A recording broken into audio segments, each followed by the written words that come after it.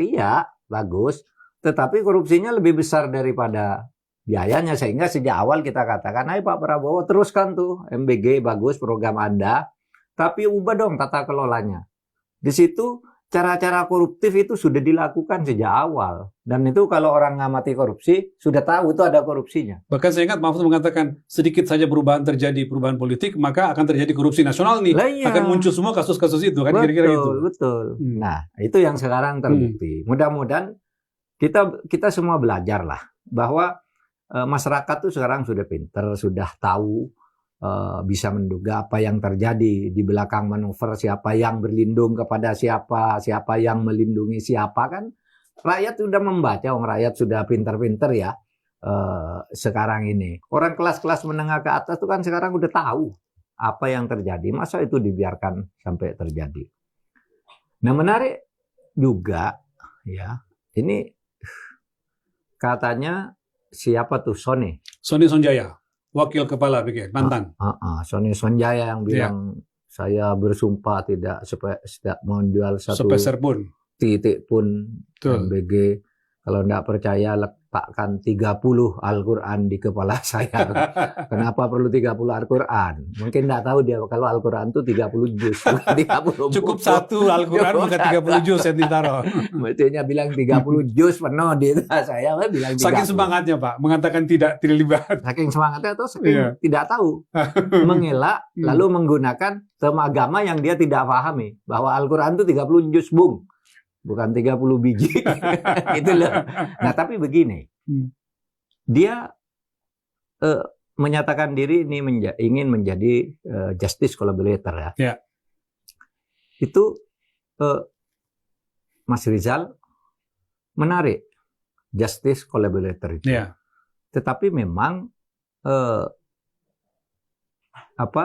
itu belum tentu bisa juga berhasil. Belum tentu berhasil. Karena begini, yang paling buruk misalnya itu bisa terjadi silent collaborator netcode. Jadi yang silent berkolaborasi kolaborasi jaringan itu akan saling melindungi. Berkolaborasi untuk memojokkan dia bahwa kamu bohong dan sebagainya, atau masing-masing dia menghindar gitu. Itu mungkin terjadi ya? Mungkin saja terjadi. Di polisi kan terjadi silent blue code. Kalau ini silent collaborator net code gitu. Jaringan itu bisa jadi. Yang itu kan ada DPR-nya juga, ya toh? Ada DPR-nya juga, ada DPRD. Iya, belum keluarga-keluarganya dan segala macam. Ada orang tuanya menteri, ada ibunya menteri, ada apa gitu kan yang sudah diungkap 26.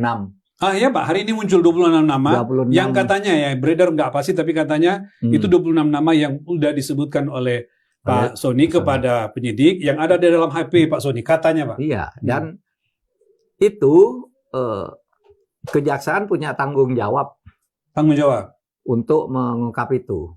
Menurut saya itu tidak benar, itu benar dan sebagainya. Nah, persoalannya sekarang kan sering pengadilan itu mengisolasi masalah ke soal tertentu saja gitu. Padahal ini jaringannya banyak. Karena terjadi saling melindungi karena sama-sama takut, lalu kasusnya ditutup.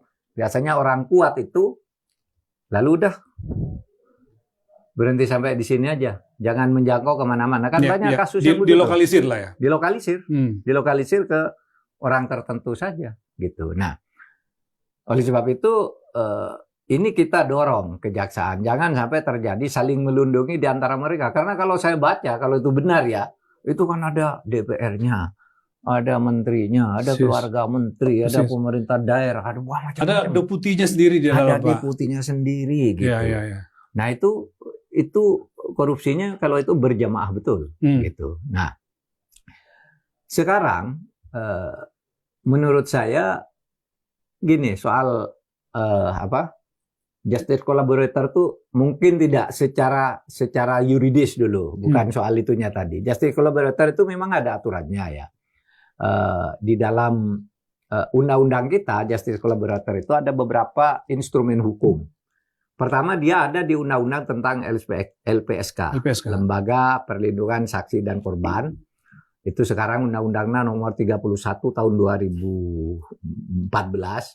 Dulu undang-undang aslinya sebelum diubah itu Undang-Undang Nomor 13 tahun 2006 saya ikut membuat di situ karena saya